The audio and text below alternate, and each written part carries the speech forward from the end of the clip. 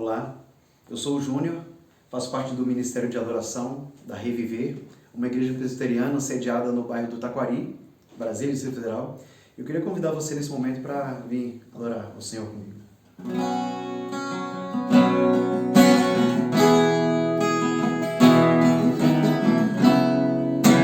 Sei que os teus olhos, sempre atentos, permanecem em mim,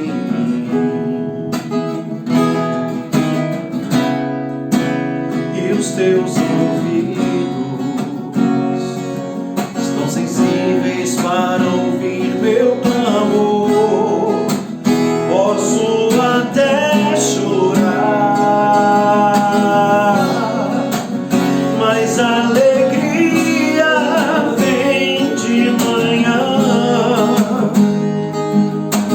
És Deus de perto e não de longe, nunca mudaste, tu és fiel.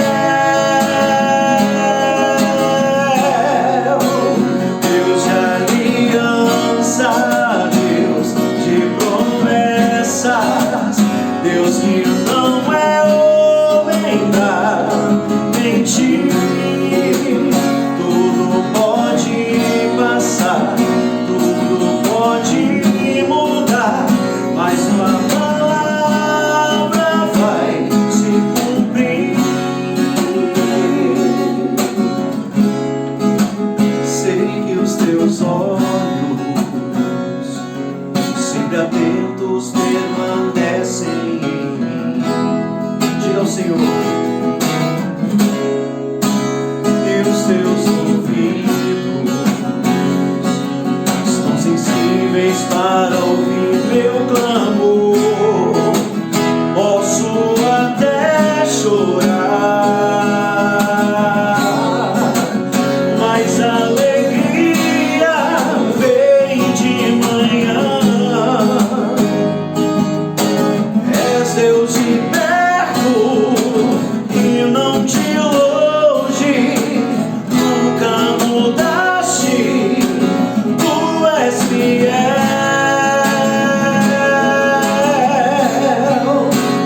Deus de aliança, Deus de promessas, Deus que não é homem pra mentir.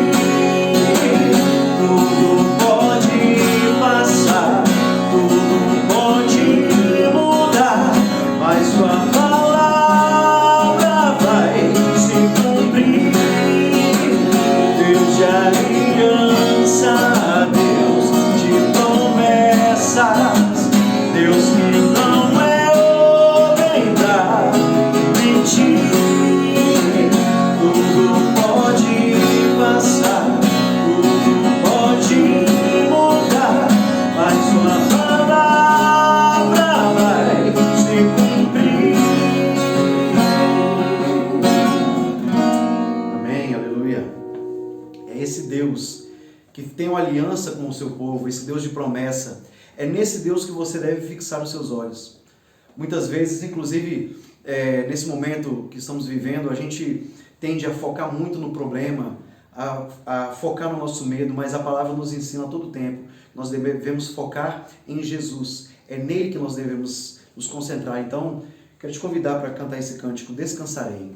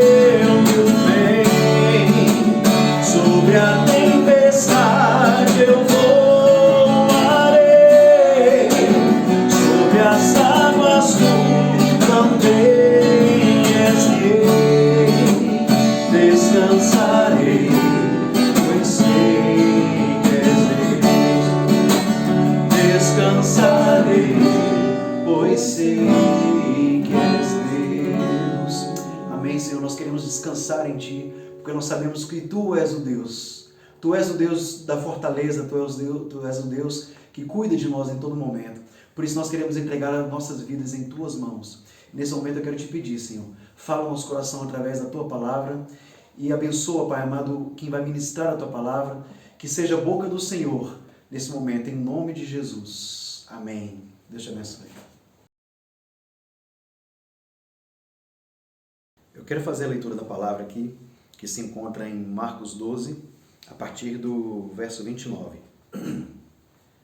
Esse trecho fala assim que certa vez um mestre da lei se aproximou de Jesus e perguntou assim, de todos os mandamentos, qual é o mais importante? Jesus respondeu, o mais importante é este, ouça, ó Israel, o Senhor, o nosso Deus, o Senhor é o único Senhor. Ame o Senhor, o seu Deus, de todo o seu coração e de toda a sua alma, de todo o seu entendimento e com todas as suas forças. A gente sempre ouve falar que nós devemos adorar a Deus com tudo que nós temos, né? Inclusive com os nossos recursos financeiros. Mas você já parou para se perguntar alguma vez por que Deus exige a adoração, né? Será que Deus às vezes amanhece assim meio para baixo e com crise de identidade e fala assim pra gente, me adorem, me falam o quanto eu sou grande, o quanto eu sou poderoso? E a verdade é que Deus não precisa da sua adoração. Ele não precisa que você o lembre de que Ele é Deus, né? Porque antes mesmo de tudo existir, Ele já era Deus. Nós é que precisamos nos lembrar constantemente de que nós somos criaturas e Ele é o Criador. A adoração ela está muito ligada ao relacionamento e à intimidade. Quando você adora, você está mais próximo, você tem a oportunidade de conhecê-lo mais de perto. Às vezes, quando eu vou fazer algum trabalho lá em casa, né, de limpeza ou para arrumar alguma coisa, eu costumo chamar meu filho, o Luiz Henrique, né, para me ajudar. E, na verdade, eu não preciso da ajuda dele. Né? Muitas vezes eu gasto mais tempo refazendo o que ele fez do que se eu estivesse fazendo sozinho. Mas quando eu chamo ele para participar comigo, eu não estou interessado no serviço dele, mas eu estou interessado em me relacionar com ele. Né? E assim é a nossa vida com Deus. Quando ele te chama para servir, ele não está interessado no seu serviço, mas ele quer se relacionar com você. E ele quer que você entenda que tudo aquilo que você colocar antes dele vai te destruir. Se você coloca a sua família, se você coloca o seu trabalho, se você coloca o seu dinheiro antes de Deus na sua vida, isso vai te destruir. E é por isso que você tem a oportunidade de adorar a Deus com os seus dízimos, as suas ofertas, e dessa forma você se relaciona com Deus e coloca nas mãos dele todos os recursos que você tem. Nesse momento está aparecendo para você aí, na tela, os dados bancários da Reviver. Você pode fazer uma transferência bancária ou fazer um Pix, né? E eu quero orar por você nesse momento. Deus, em nome de Jesus, nós queremos te agradecer por todos os recursos. Nós queremos te agradecer porque é o Senhor que administra. Nós queremos colocar em tuas mãos, Pai amado, a vida dessas pessoas. Abençoa, Pai amado, essas pessoas que conseguiram contribuir e também as pessoas que não conseguiram contribuir, Pai amado, por qualquer motivo. Em nome de Jesus, que o Senhor possa estar abençoando, Pai amado, e abrindo os olhos das pessoas para que eles possam entender que o motivo de tudo é o relacionamento contigo, Pai amado. Que nós possamos aprender a viver na dependência do Senhor, que nós possamos aprender a consagrar todas as áreas da nossa vida em tuas mãos. Por isso nós te agradecemos, Pai, e te pedimos em nome de Jesus. Amém. Que Deus abençoe a sua vida, que Deus abençoe a sua família, a sua casa, e que assim como está escrito no Salmo 23, que nada, absolutamente nada, falte na sua vida, porque o Senhor é o teu pastor.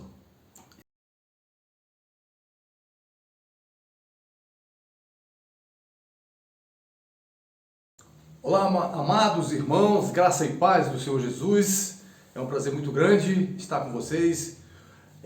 Coube a mim, nesse domingo, trazer a mensagem, e eu quero complementar, talvez trazer algumas informações em cima do que foi proferido pelo pastor Luciano. O pastor Luciano, no último domingo, próximo passado, nos trouxe uma palavra muito preciosa e edificante para as nossas vidas. E nessa preleção o pastor Luciano enfatizou muito sobre a arrumação da bagunça de nossas vidas causadas pelo medo. Essa palavra ministrada pelo pastor Luciano me chamou muita atenção durante a semana. Eu fiquei bastante pensativo e analisando as circunstâncias da vida. E eu queria dar mais uma pincelada, trazer mais algumas informações daquilo que o Senhor tem falado comigo nesses dias.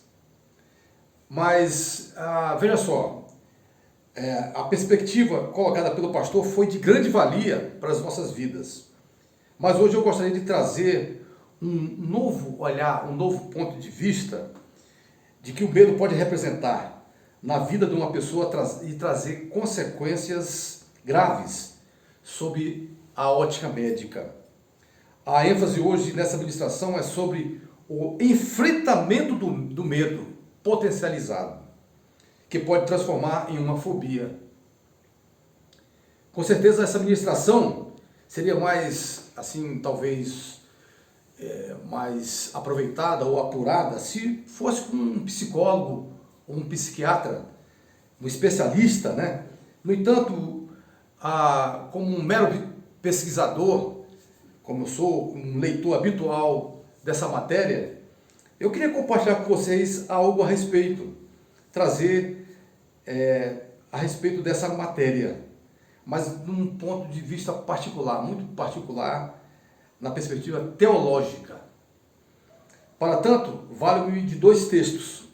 Eu usarei dois textos que podem trazer, assim, de uma forma cristalina, a história de dois homens que enfrentaram suas fobias. Enfrentaram fobias. Um texto refere-se a Elias, lá no Monte Horebe, e outro a Pedro, na experiência vivida com Jesus ao caminhar sobre as águas. Vamos ler o primeiro texto, que se encontra em 1 Reis, capítulo 19, de 1 a 9. Eu lerei apenas 3 versículos e comentarei para sermos rápidos e condensarmos o tempo. Versículo 1. Ora, Acabe, no capítulo 19, 1 Reis 19, versículos de 1 a 3. Ora, Acabe contou a Jezabel tudo o que Elias tinha feito e como havia matado todos aqueles profetas à espada. Por isso, Jezabel mandou um mensageiro a Elias para dizer-lhe que os deuses me castiguem com todo rigor, caso amanhã, nesta mesma hora, eu não faça com sua vida o que você fez com a deles. Elias teve medo e fugiu para salvar sua vida. Em Berseba de Judá, ele deixou o seu moço, o seu servo, o seu serviçal, e partiu para o deserto. Nos versículos de 4 a 5, para a gente só resumir, a gente vê a grande opressão e o medo profundo de Elias. E a tal ponto dele andar e descansar sobre um pé de zimbro, uma árvore da região, e ali no final do versículo 5, a gente vê na leitura a providência de Deus trazendo um anjo para que acordasse e alimentasse Elias. No versículo 5 a gente vê o anjo determinando a primeira vez: levanta-te e coma. E ele comeu, acordou, levantou. E no final do versículo 7, novamente a gente vê que Elias voltou a dormir. A depressão era grande, que Elias só queria saber de dormir. E o anjo chegou mais uma vez, chamou a atenção de Elias: você tem que se alimentar, coma agora desse pão, porque você vai ter uma caminhada muito grande. E a caminhada era grande realmente. Você lê 40 dias e 40 noites, né? No versículo 9, a gente vê no final a entrada de Elias na caverna. Ele literalmente entra na caverna e passando a sua opressão, a sua depressão dentro da caverna, por causa do medo de Jezabel. A segunda passagem a gente se encontra em Mateus, que eu vou discorrer, Mateus 14, de 28 a 30. Leiamos, 28, versículo 28. Senhor, disse Pedro, se és tu, manda-me ir ao teu encontro por sobre as águas. Venha, venha, respondeu Jesus. Então Pedro saiu do barco, andou sobre a água e foi na direção de Jesus. Mas quando reparou no vento, ficou com medo e, começando a afundar, gritou: Senhor, salva-me! Vejamos então esses dois textos. Nós vamos trabalhar com esses dois textos nesse pequeno tempo e vale a pena a gente discorrer, ver o que o Senhor tem para nos dizer hoje. O medo, um conceito da comunidade da medicina. O medo é uma sensação de receio e ansiedade frente a uma situação de perigo, que gera uma resposta bioquímica do corpo que funciona como um instinto de sobrevivência. Quando a pessoa detém o medo de si, ela tem naturalmente um instinto de sobrevivência, que é uma coisa natural que todo ser humano tem para se defender. Como já foi falado na mensagem anterior, o pastor Luciano também trouxe uma perspectiva teológica. O medo é um espírito, e isso é confirmado em 2 Timóteo, capítulo 1, versículo 7. Pois Deus não nos deu espírito de covardia, em outras traduções, espírito de temor, de medo, mas deu um espírito de poder, de amor e de equilíbrio.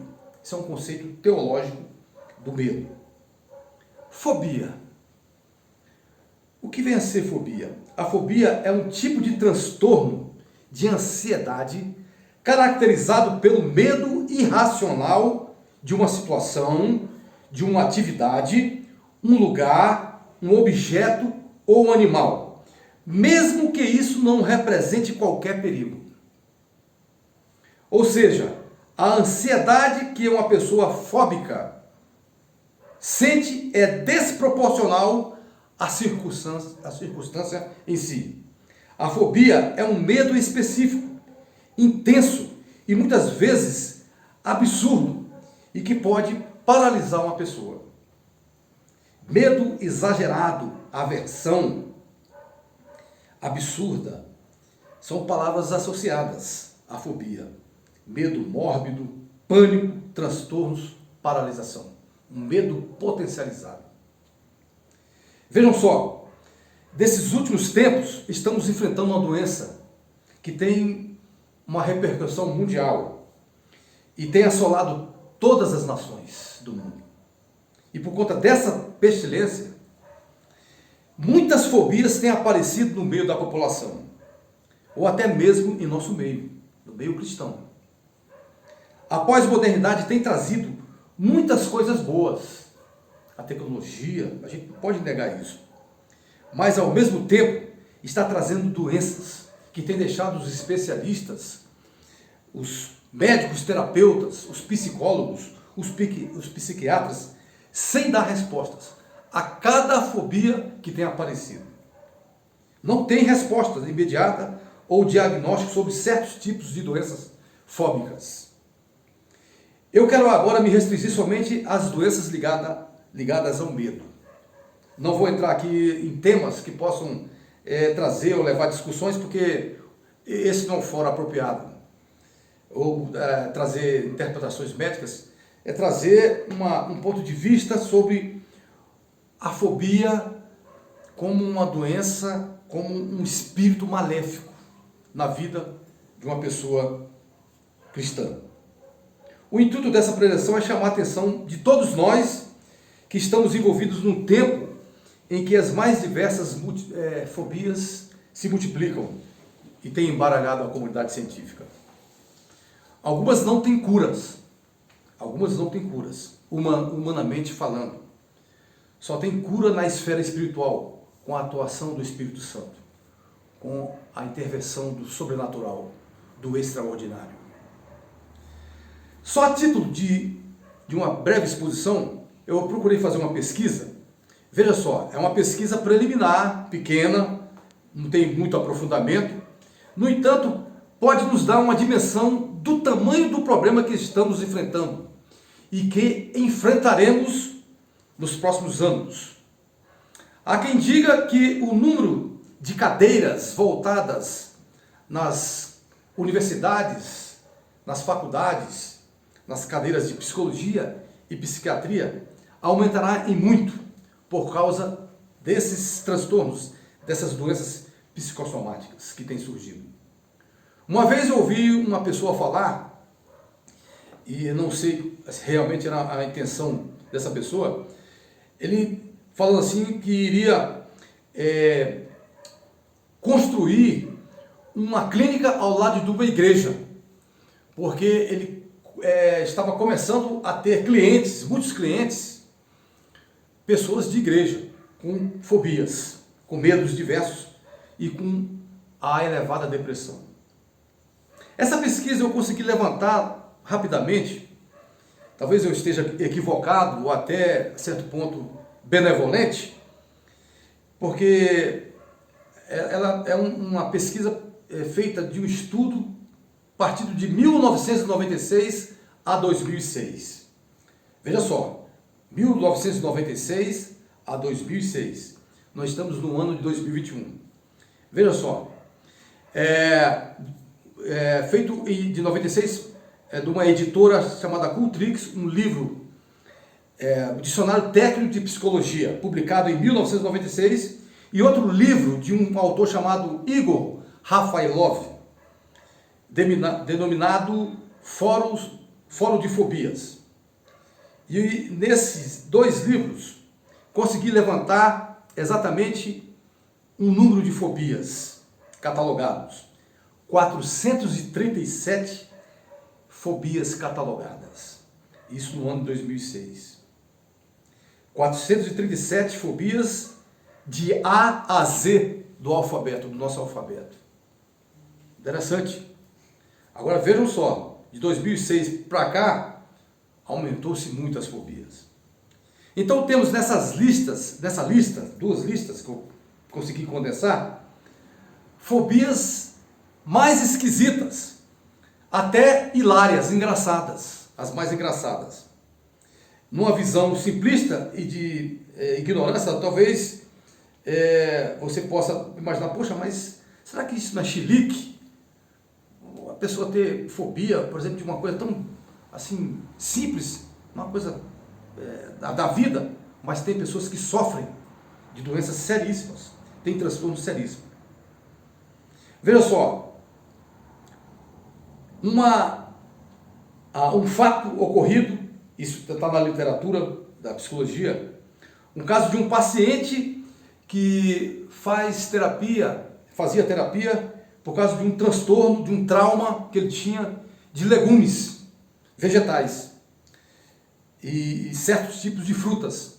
É a chamada laxanofobia, medo exagerado de vegetais, de legumes. A pessoa tinha trauma, talvez na infância sofrera algum trauma, alguma coisa ocorrida na sua infância, que trouxe na fase adulta. Há um relato também interessante de um jovem americano que tinha uma aversão ao pêssego. Talvez para você seja engraçado, né? Um dia ele foi para a casa de sua namorada e após ver um rótulo da fruta, o pêssego, no shampoo que ele estava tomando banho, ele teve um chilique e saiu correndo do banheiro e foi para casa, com medo. Nunca mais voltou na casa da sua amada, né? Teve a chamada laxanofobia, medo exagerado, irracional de vegetais, legumes e frutas. Outros medos ou fobias absurdas podem causar, em quem não tem conhecimento da doença, transtornos. Veja só, são as mais engraçadas, talvez você possa achar engraçado, né? Mas existem. Pastor Gildário, que pode estar me ouvindo, vai achar isso engraçado. Veja só, um exemplo. Lisofobia, medo de ficar louco. Misofobia, a lisofobia, medo de ficar louco. e a misofobia, medo de germes, contaminação ou sujeira. Eu conheci uma irmãzinha uma certa feita, ela até partiu para a glória, e ela tinha um hábito muito esquisito. Quando pessoas iam à sua casa visitá-la, ela colocava na porta da entrada uma frase interessante: seja bem-vindo, mas limpe os pés.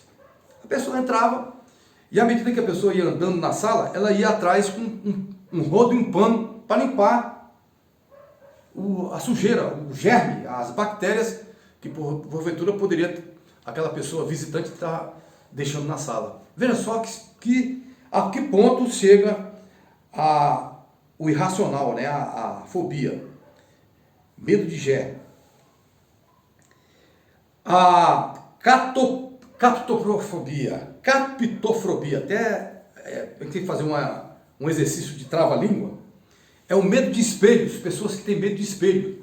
Quando elas vê o reflexo do seu rosto, ela sente um pavor, porque vê a imagem totalmente esquisita, né? Pessoas que não podem ter espelho em casa. Coprofobia, medo de fezes. Pessoas que têm medo, não pode ter um pet, não pode ter uma criação de um animal em casa. Se vê, tem pânico e sai correndo de medo das fezes. Estarofobia. Essa pessoa não pode frequentar ambientes que existem signos religiosos. Por exemplo, a estarofobia é o medo de cruz ou crucifixo. Pessoas têm pavor ao ver esse tipo de sinais dentro de uma instituição religiosa. Estigiofobia. Pessoa que tem medo do inferno, da palavra. Falar em inferno para ela se sente nervosa, coça-se, fica nervosa e sai do ambiente correndo. Talvez um trauma que tenha ocorrido na vida, o bombardeio dessa palavra inferno na vida dela. Sofreu mais na infância. E por último, eu não vou entrar em todos, mas em alguns, mais curioso, né? Fronemofobia é o medo exagerado de pensar. A pessoa não pode pensar, ela tem pavor de pensar. Já pensou que coisa mais irracional? Agora eu quero dizer uma coisa para vocês, meus irmãos. Vocês podem se surpreender com o que eu vou falar agora. Infelizmente, alguns de nós poderemos ter algum tipo de fobia no decorrer da trajetória de nossas vidas. É cada vez mais recorrente no dia a dia das pessoas surgirem novas fobias. Veja só essa estatística. Estima-se que 20% da população mundial sofre de algum tipo de fobia. Os sintomas variam e vão além do desequilíbrio emocional. Uma recente pesquisa realizada nos Estados Unidos, isso de uma fonte chamada de uma revista chamada Science. Essa pesquisa realizada mostrou que cerca de 19,2 milhões de americanos, ou seja, 8,7% da população americana, com idades entre 18 anos ou mais, tem algum tipo de medo externo, um medo de fobia. Conheça alguns dos piores tipos de fobias. Veja só. Eu procurei dentro dessa revista uma pesquisa que fizeram com um grupo de 2.000 pessoas. As 10 piores fobias mundialmente falando. A primeira é medo de cobra, medo exagerado de cobra. É a ofidiofobia. Em segundo lugar está aranhas, baratas, lacraias, escorpião, insetos em geral. Terceiro, medo de locais abertos. Pessoas que preferem locais fechados, guetos, lugar de penumbra. Essas pessoas não gostam de ficar em locais abertos. É a agorafobia, medo de locais públicos. O quarto lugar está o medo de estar com pessoas. É a fobia social, chamada sociofobia. Ou a glossofobia, que é o medo de falar em público. está em quarto lugar. E dentro dessa, vai ramificando outras fobias interessantes. A pessoa que tem medo de outras pessoas, né? Por exemplo, existe uma fobia chamada unatractifobia. É até difícil de falar. Unatractifobia. Medo de pessoas feias. A pessoa tem medo de pessoas feias. E tem a venostrafobia, que é o medo de pessoas bonitas. A pessoa não pode ver uma pessoa bonita que ela se retrai, tem medo. Em quinto lugar, o medo de altura, acrofobia. Em sexto lugar, medo do escuro, nictofobia. Em sétimo lugar, medo de trovões e raios, que é a astrofobia, é um medo irracional de raios e trovões. Pessoas correm para debaixo da cama. Em oitavo lugar, o medo de voar, aerofobia. Em nono lugar, o medo de cães, cachorro, né? Sinofobia. E por último, em décimo lugar, medo de dentista, aquele barulhinho da máquina para tratar o dente, medo de dentista. Eu, por exemplo, vim descobrir agora, depois de certa idade, que eu tenho uma fobia. O nome da minha fobia é tripofobia. Eu sou um tripofóbico. Eu tenho um medo, um asco de olhar, por exemplo, um grupo de buracos, da flor de lótus, uma esponja marinha que tem uma estrutura, aquele hexagonal, do favo de mel, que você vê de longe.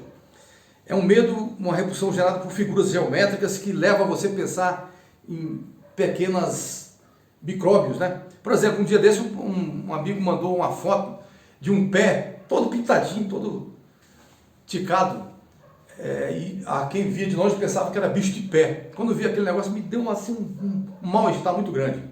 Tripofobia. A minha esposa, por exemplo, ela descobriu o tipo de fobia que ela tem. Ela tem medo de falar em público, que é a glossofobia, né? Então procure saber. De repente você tem uma fobia, procure saber. Você poderá ter. Diante de tudo que foi colocado nessa primeira parte, dessa preleção, quero voltar ao texto. Quando a gente vê no primeiro texto, Elias passando por uma crise, ele tinha acabado de jogar a espada em 100 profetas de Baal, né? E Jezabel ameaçou.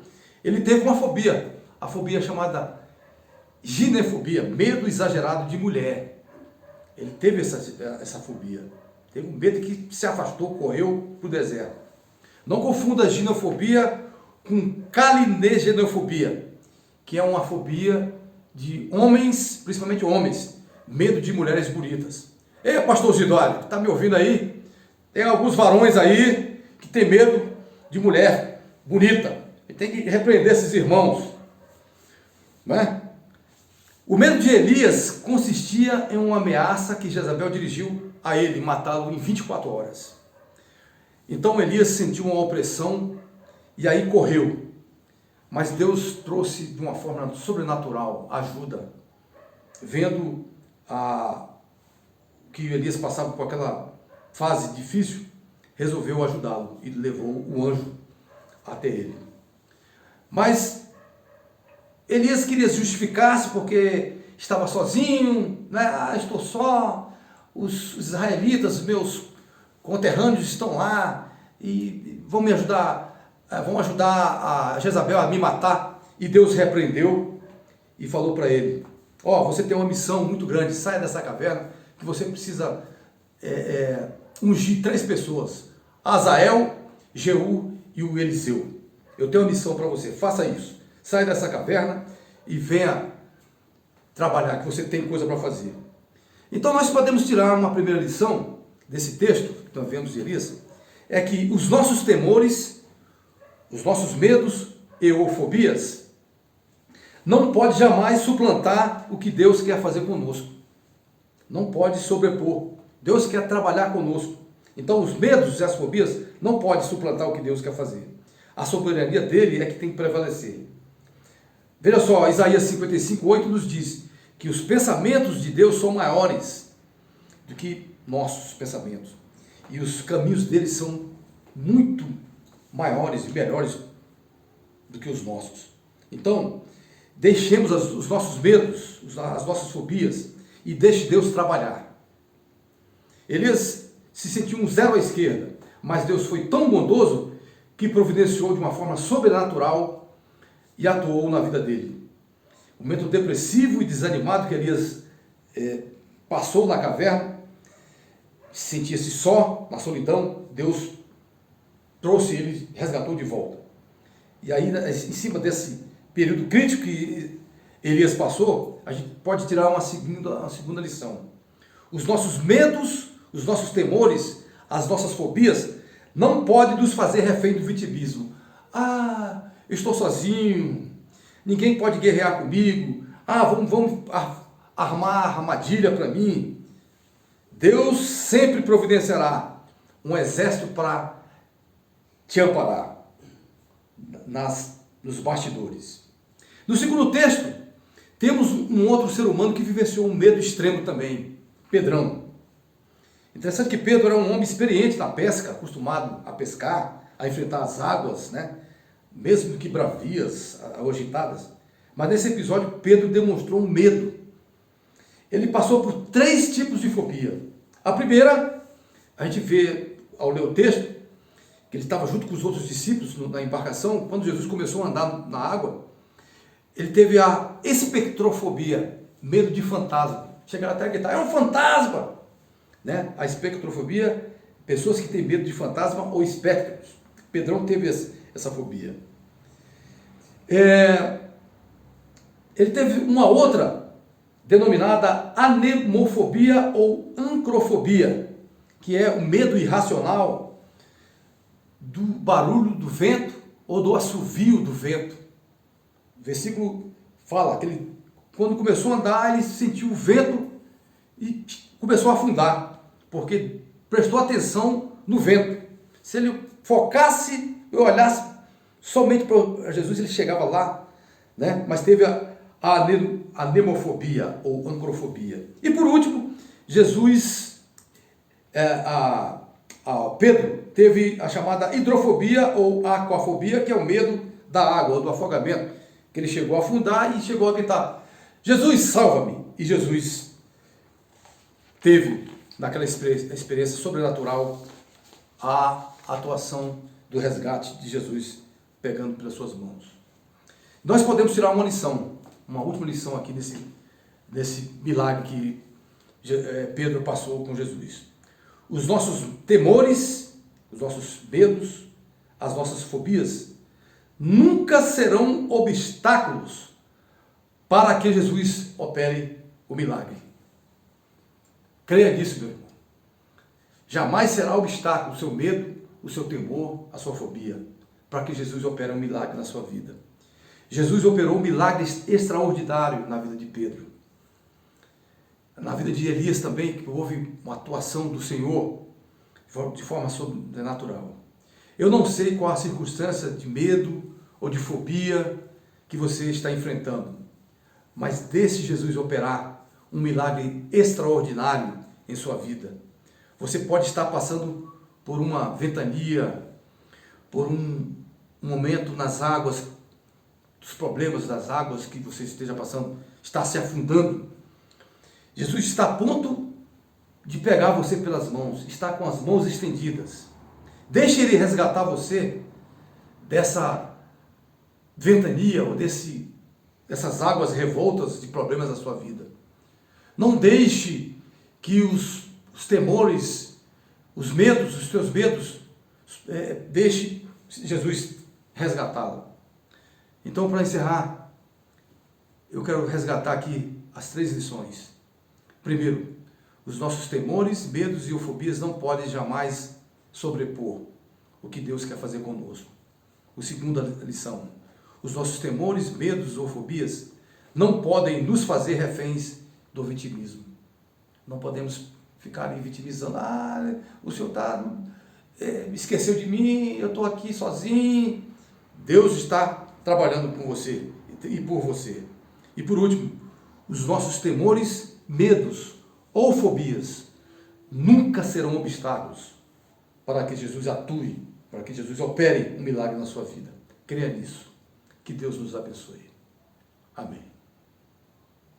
Eu gostaria de fazer uma oração nesse momento, encerrando essa palavra tão proveitosa, que espero que seja proveitosa na sua vida. Pai, nós te louvamos e te agradecemos, Pai, pelo que o Senhor tem feito, pelo que o Senhor está fazendo e fará em nossas vidas. Muito obrigado, Senhor Deus, por essa oportunidade de trazer uma pequena reflexão sobre esse medo potencializado que está em nossas vidas, às vezes tem criado tanto embaraço, tanto obstáculo em nossas vidas. A gente quer colocar, Pai, a Ti, porque o Senhor é um Deus que atua em nossas vidas. E nós pedimos, Pai, que o Senhor possa trabalhar conosco, naquela fobia mais simples que temos, medo exagerado, que o Senhor possa trabalhar conosco, Pai, e tirar de nós tudo que é fobia, medo, e assim possamos exaltar Ti, Pai, porque o Senhor é o Deus que cura, que faz o tratamento completo através do Espírito Santo. Muito obrigado por essa oportunidade. Eu te agradeço em nome de Jesus. Amém. Olá, meus queridos irmãos, mais uma vez eu quero saudar, é bom sempre saudar no Senhor, né? Meus irmãos com graça e paz no Senhor. Essa semana a gente teve a ausência do pastor conosco, porque ele está usufruindo de uma merecidas férias com sua esposa, suas filhas, e no próximo domingo estaremos juntos novamente, com um culto presencial, e mais uma vez eu quero convidar vocês para estar conosco no culto presencial. Ele deve ter muitas experiências, coisas bacanas para trazer para a gente, né? Nas férias geralmente é um momento de descanso, de arejar a cabeça e também de trazer as experiências da estrada, né? Da convivência com os irmãos lá na Paraíba. Eles está usufruindo, né? Na realidade, a convivência com os irmãos na Paraíba. Então, esteja conosco então no próximo domingo, quero convidar todos vocês, e assim possamos passar e aguardar no Senhor, orando por Ele, pela volta dele, trazendo em paz a sua família na estrada, que nada aconteça, ele está vindo com o seu carro, né? E a gente possa estar alegres, adorando, exaltando ao Senhor. Eu vou fazer a oração final de despedida desse culto, e assim estaremos encerrados. Pai, mais uma vez, nós gostaríamos de te agradecer por esse momento tão precioso, estarmos juntos, embora virtualmente, nesse momento crítico que nós vivenciamos por causa dessa doença que tem trazido bastante preocupação, mas mesmo assim, estamos cultuando, pessoas estão assistindo, louvando a Ti, ouvindo a palavra, e nós te louvamos por isso. Isso não é momento, não é fase para ficarmos acomodados. A igreja ainda está de pé, nós estamos de pé ainda, não é? E isso jamais será motivo, essa pestilência, para a gente ficar acomodado e esquecermos de prestar culto a Ti. A igreja continuará de pé sempre. Nós te louvamos por isso. Eu quero te pedir, nesse momento, a Tua graça e misericórdia sobre nossas vidas durante o decorrer dessa semana, início dessa semana. Seja conosco, guardando-nos, protegendo-nos de todo mal e guardando também o pastor na sua volta, que estará voltando no final da próxima semana. Traga-o em paz, debaixo da Tua graça misericordiosa, Pai. Assim nós te louvamos e te exaltamos, porque o Senhor é um Deus que está sempre conosco. Em nome de Jesus. Amém.